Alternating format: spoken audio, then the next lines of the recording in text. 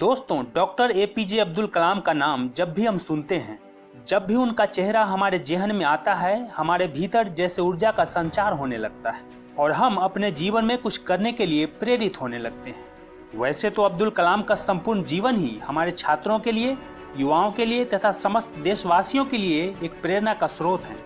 एक बार एक छोटी सी लड़की ने कलाम से पूछा कि हमारे जीवन में सफलता का मंत्र क्या है। तब अब्दुल कलाम ने सफलता के 4 ऐसे मंत्र बताएं जिसे फॉलो करने वाला कोई भी व्यक्ति अपने जीवन में सक्सेस को अचीव कर सकता है। इसमें कोई दो मत नहीं है। पहला मंत्र जो उन्होंने बताया वो है एक ग्रेट एम, एक महान लक्ष्य बनाना। दोस्तों, हम में से ज्यादातर लोग ना तो अपने जीवन का कोई लक्ष्य निर्धारित करते हैं और ना ही इसके महत्व को समझ पाते हैं। हर व्यक्ति के जीवन में एक लक्ष्य का होना बहुत ही अनिवार्य है, क्योंकि लक्ष्य विहीन मनुष्य जीवन भर पशुओं की भांति विचरण करता रह जाता है। वह परिश्रम तो करता है, परंतु उसका परिश्रम उसे किसी निश्चित दिशा या ऊंचाई की ओर नहीं ले जाता है, क्योंकि उसका परिश्रम उद्देश्य रहित होता है, लक्ष्य विहीन होता है, उसमें कोई डायरेक्शन नहीं होता है। वहीं दूसरी ओर जीवन में एक निश्चित लक्ष्य रखने वाला व्यक्ति अपनी समस्त ऊर्जा को लक्ष्य के प्रति आसानी से केंद्रित कर देता है, एकदम फोकस्ड रहता है, जिससे वह व्यक्ति दिन प्रतिदिन प्रगति की ओर अग्रसर रहता है और एक दिन अपने लक्ष्य को हासिल कर लेता है। दोस्तों, याद रखिए, तकदीर बदल जाती है जब जिंदगी का हो कोई मकसद, वरना उम्र कट जाती है तकदीर को इल्जाम देते देते। दूसरा मंत्र जो कलाम बताते हैं वो है कंटिन्यूअसली एक्वायर नॉलेज, लगातार सीखते रहना, ज्ञान अर्जित करते रहना। दोस्तों, मैंने बहुत से ऐसे छात्रों को देखा है जो एक दिन जोश में 8 घंटे तक पढ़ाई तो कर लेते हैं, उसके बाद अगले 8 दिनों तक किताब को छूते तक नहीं है। इससे क्या फायदा होगा?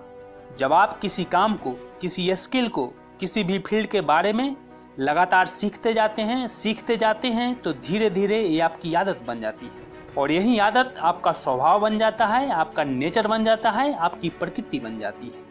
इसीलिए जो भी आपका लक्ष्य है, जो भी आपका फील्ड है, उसके बारे में इतना ज्ञान अर्जित कर लें, इतना नॉलेज इकट्ठा कर लें कि कोई भी बाधा, कोई भी मुश्किलें आपके सामने टिक न सके। तीसरा मंत्र है हार्ड वर्क, कड़ी मेहनत। दोस्तों, हार्ड वर्क, मेहनत सीढ़ियों की तरह होती है और भाग्य लिफ्ट की तरह। किसी भी समय लिफ्ट तो बंद हो सकती है, पर सीढ़ियां हमेशा ऊंचाई की तरफ ले जाती है। मेहनत वो सुनहरी चाबी है जो बंद किस्मत के दरवाजे को खोल देती है।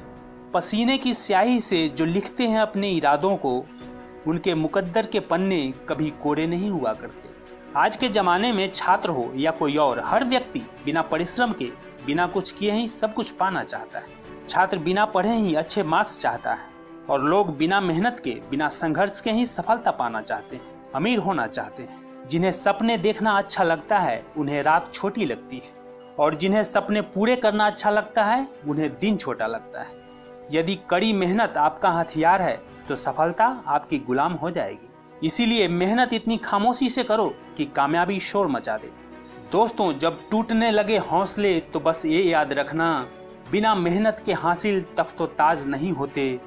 ढूंढ लेना अंधेरों में मंजिल अपनी, क्योंकि जुगनू कभी रोशनी के मोहताज नहीं होते।